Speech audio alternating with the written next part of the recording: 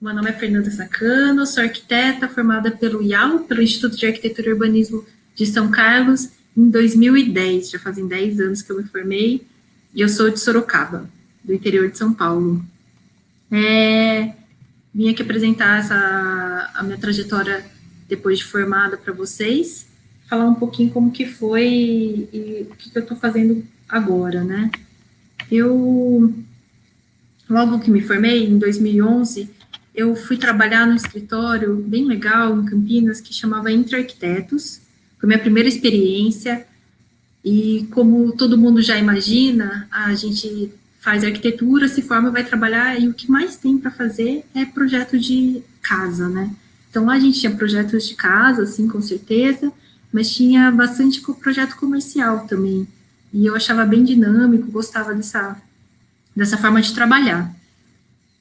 Como eu estava recém-formada, eu queria explorar outros tipos de trabalho, outras coisas, e vim para Sorocaba, voltei para minha terra natal, para trabalhar numa construtora, que é uma estrutura super diferente, um tipo de empresa, assim, com muito mais funcionários, eles tinham equipe de obra, e era uma construtora que chamava Prohidro, e eles faziam, praticamente, a maior parte do trabalho deles era construir galpões industriais.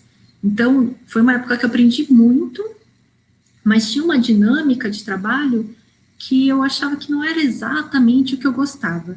E daí eu fui procurando outras coisas para trabalhar, e minha irmã estava morando aqui em São Paulo, nunca quis morar em São Paulo, mas achei que podia ser uma oportunidade interessante. Daí eu fiz umas entrevistas e vim trabalhar no escritório que chama Terra e Tuma. E desde 2012 até hoje eu estou no mesmo escritório. Já fazem 8 anos que eu estou aqui. E agora eu vou apresentar alguns projetos das coisas que a gente está desenvolvendo para vocês terem uma ideia do que um arquiteto pode fazer. Claro que o arquiteto pode fazer muito mais coisas. A gente tem vários campos de atuação. Eu vou mostrar a minha experiência, tá bom? Então, essa aqui é uma casa aqui em São Paulo que a gente construiu, chama Casa Mipibu. Eu participei de todo o processo dela, desde a elaboração do projeto até a terminar a construção, por isso que eu estou trazendo esse exemplo. É uma casa de bloco estrutural aparente. Aqui dentro nem parece uma casa, né? Mas tem essa característica. Deixa eu só ver aqui se está tudo certo. Putz, não estou compartilhando a apresentação, peraí. Desculpa. Vou separar aqui.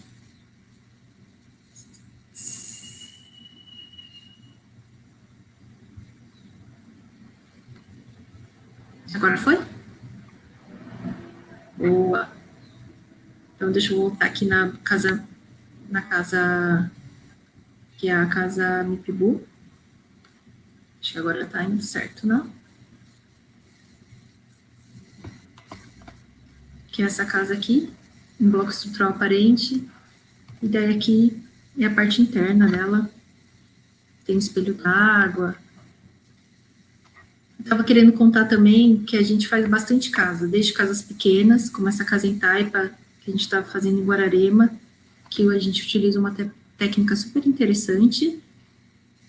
É uma casa recente, que ainda não terminou a obra, mas também a gente faz casas grandes, como essa da Quinta Tipa, que tem 5 quartos, uma casa mais ampla, com piscina, etc. A gente gosta de variar, sabe?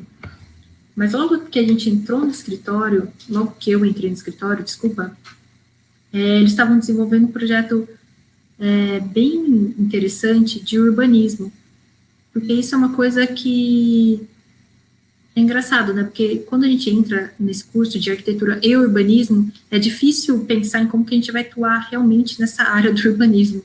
A gente sempre pensa nas residências, né? Nas casas. Então, eles estavam desenvolvendo esse projeto fruto de um concurso que eles ganharam, concurso de projetos, e como eu não sou de São Paulo, não conhecia a legislação, as regras, tudo como funcionava aqui, eu entrei numa pós-graduação na escola da cidade, que era bem perto do escritório, e esse curso complementou o meu entender da cidade de São Paulo para ajudar eles a integrar essa equipe da Jova Rural, dessa urbanização. Era uma área que tinha bastante problemas, as moradias, muitas delas estavam construídas em regiões muito inclinadas, então tinha o risco de deslizamento dessas casas. Então nós, arquitetos, junto com a equipe de paisagismo e de todas as engenharias, a gente buscava soluções para que essas casas, o maior número de casas possível se mantivesse no terreno, e se tivesse alguma casa que realmente tivesse algum problema estrutural, alguma coisa, essas famílias seriam deslocadas para novas habitações. Outro problema muito recorrente nessa região norte de São Paulo que a gente trabalhou era essa questão do córrego tá junto com o esgoto. Tinha um problema muito da salubridade dessas habitações que estavam construídas em volta. Então, chovia, essa água com esgoto entrava nas casas vizinhas. Então, além do problema da inundação, tinha uma questão de saúde pública mesmo.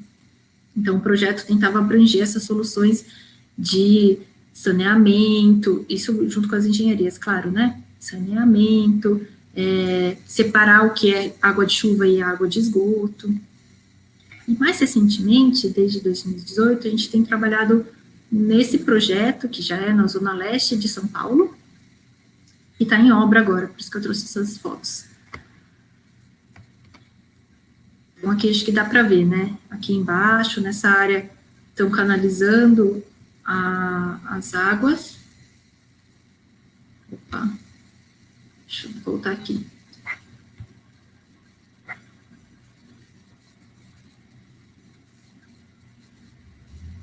Será que está muito pesada a minha apresentação? Por isso que não está mostrando?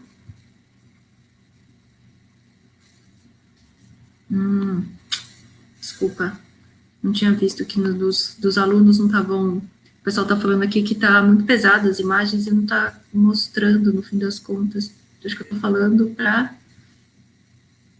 sem conseguir mostrar. Deixa eu ver aqui. Se eu fizer assim, só... Deixa eu recompartilhar a tela.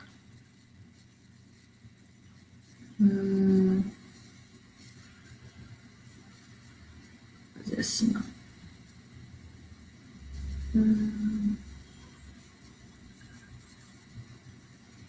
Não.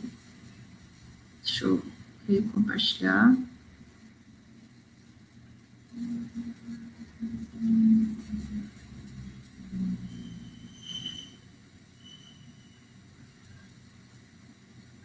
Será que assim aparece?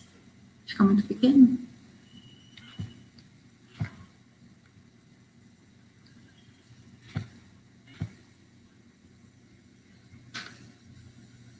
Talvez assim fique mais fácil, não? Vocês podem só me falar aqui pelo WhatsApp, porque daí eu já vou acompanhando.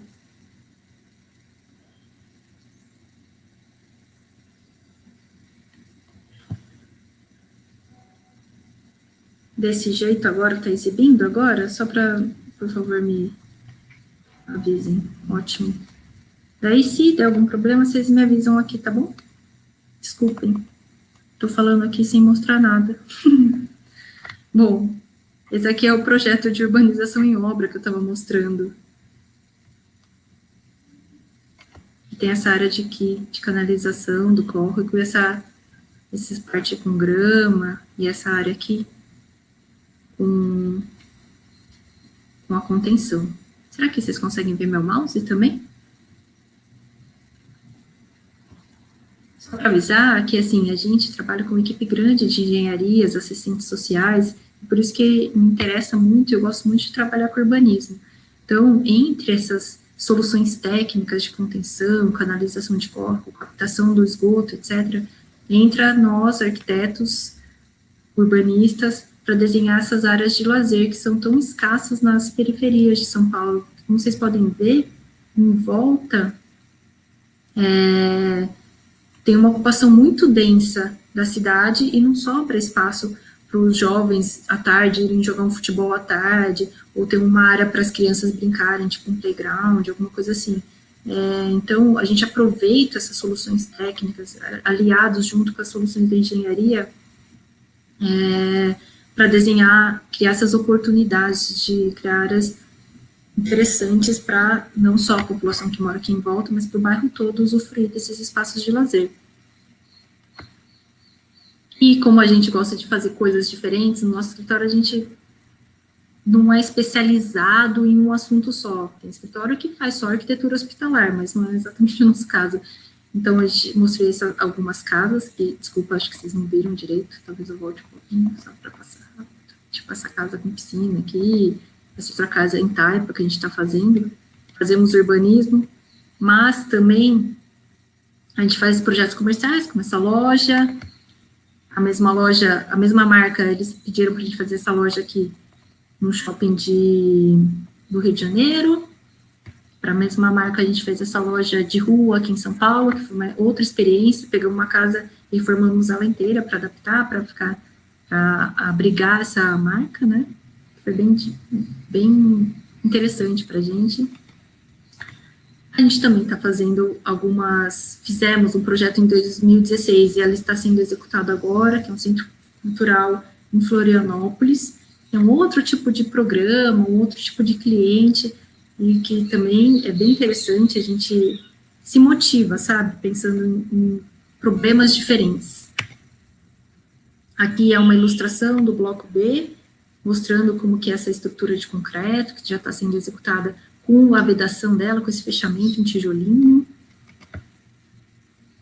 Outro exemplo de outras coisas que a gente está desenvolvendo no escritório, esse aqui ainda não foi construído, mas é um projeto que começou lá em 2015, é um conjunto de prédios bem grande, tem 1.000 apartamentos nesse terreno. Aqui eu peguei só uma foto, assim, uma imagem de um trecho que mostra a relação entre os apartamentos e as áreas livres. Também fazemos prédios bem menores, como esse que está sendo construído também agora em São Paulo. Então, tudo isso que eu estou mostrando de exemplo é para mostrar as escalas, as coisas, como a arquitetura pode desenhar solução na escala da cidade, ou na escala de uma casa, que é, vamos dizer, o mais arroz com feijão, né? Mas a gente também pode fazer coisas muito diferentes, assim, né? Aqui mostrando um pouco a obra, de como ela está no momento. E eu vim falar também de como que a arquitetura pode ser importante como desenho de solução para todas as classes sociais, na verdade é isso. Essa casa que a gente fez, terminou de construir em 2015, é um projeto que começou lá em 2011, é a casa da Vila Matilde.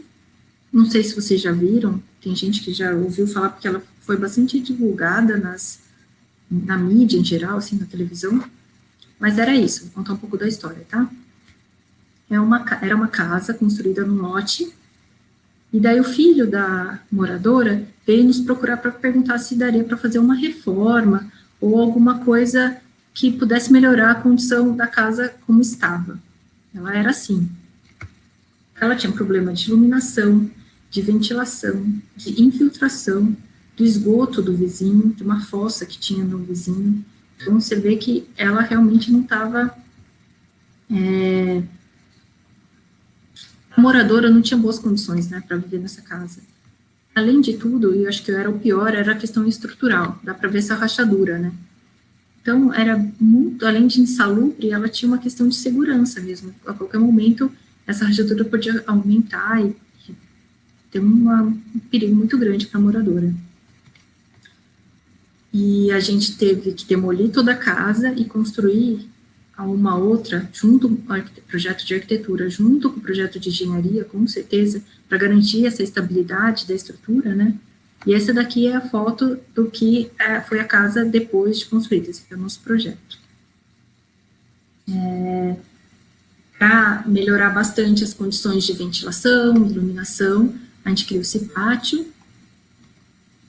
Essa aqui é uma foto interna, só para ter uma ideia.